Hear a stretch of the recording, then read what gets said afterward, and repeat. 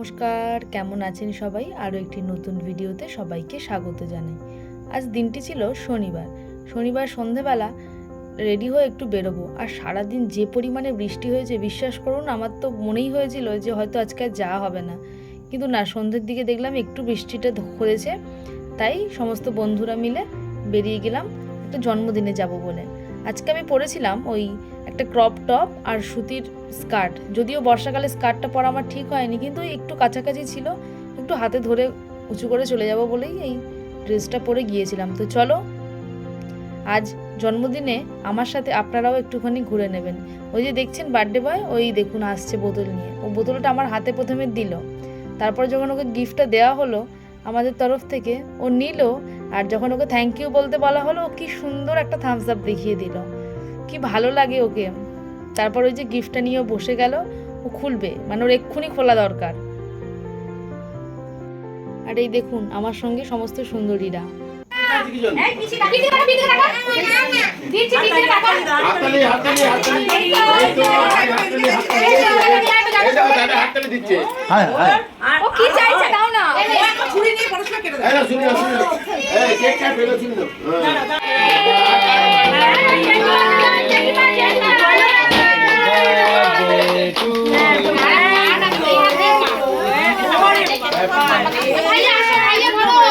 আরেকবার কাটো বাবা, আরেকবার কাটো।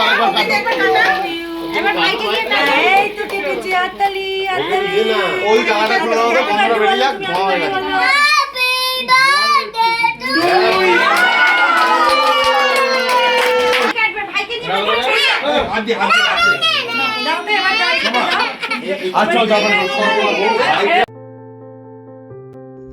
দেখেছেন, জন্মদিনের কেক কাটতে কাটতে হঠাৎ করেই না বার্থডে বয় ভীষণ রেগে গেছে।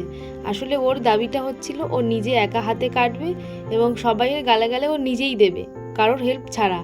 আর ওর যে মানে আমাদের যে বান্ধবী শর্মিষ্ঠা, ও ওকে ভীষণ ভালোবাসে। এই যে কেক খাচ্ছে, যে এর নামই শর্মিষ্ঠা, আগের হয়তো কোনো একটা ব্লগে আপনারা দেখেছেন, মানে ভীষণ ভালোবাসে, মানে ভীষণ। ইভেন ওকে যদি আমরা কেউ ছুঁয়ে কথা বলি সেটাও ওর রাগ হয়। আর এই দেখুন, কেউ তো ওকে কেক দেয়নি, ওর টুক করে ছুটিটা শুধু গালে ঢুকিয়ে দিয়েছে।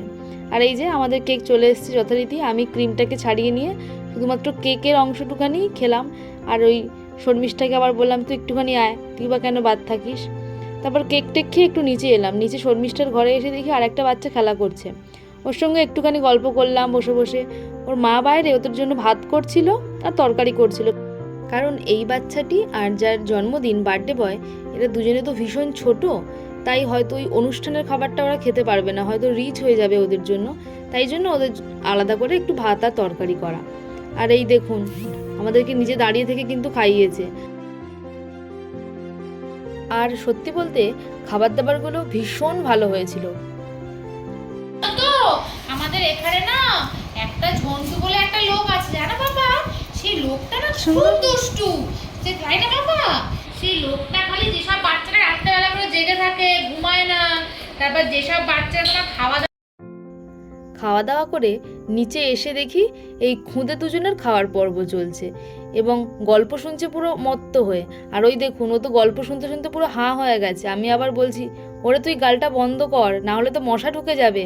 আর এই দেখুন বার্থডে বয় একটু করে বিরিয়ানি খায় আর একটু করে মায়ের দেওয়া ভাত খায়।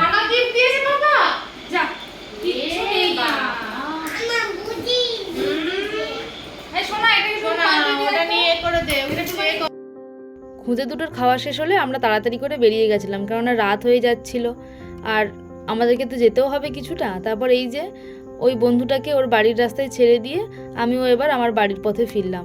দেখলাম মা কিছুটা এগিয়ে এসছে, তাই আবার মায়ের সঙ্গে চলে গেলাম। আর এই দেখুন এরা আবার আমার জন্য অপেক্ষা করছে।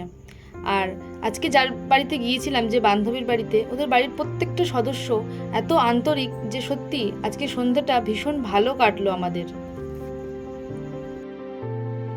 প্রায় ওই 10:30 নাগাদ বাড়িতে চলে এসেছি। এবার একটু ফ্রেশ হয়ে একটু রেস্ট নিয়ে কিছু কাজ আছে সেগুলো সারবো। তো সবাই সুস্থ থেকো, ভালো থেকো, সাবধানে থেকো, আর আমার এই ব্লগটা কেমন লাগলো অবশ্যই জানিও। তো চলো দেখা হচ্ছে নেক্সট ব্লগে। টাটা।